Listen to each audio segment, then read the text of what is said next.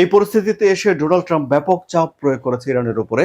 দুই দেশের ভেতরে 5 দফা বৈঠক হয়েছে। সুপ্রিয় দর্শক, আপনারা জানেন ষষ্ঠ দফা বৈঠক কবে অনুষ্ঠিত হবে সে ব্যাপারে এখনো কোনো তারিখ তৈরি হয়নি। কিন্তু এর মধ্যে ডোনাল্ড ট্রাম্পের পক্ষ থেকে একটা প্রস্তাব ইরানকে দেওয়া হয়েছে। একটা চুক্তির কি কি বিষয় থাকতে পারে সেই বিষয়ে একটা রিটেন পেপার দেওয়া হয়েছে, যা ইরানের সর্বোচ্চ ধর্মীয় নেতা আয়তুল্লাহ আলী খামেনি বাতিল করে দিয়েছেন। এবং ইরান নিজেরা একটা প্রপোজাল তৈরি করেছে এবং সেই প্রপোজাল তারা যুক্তরাষ্ট্রকে দেবে বলে জানা গেছে।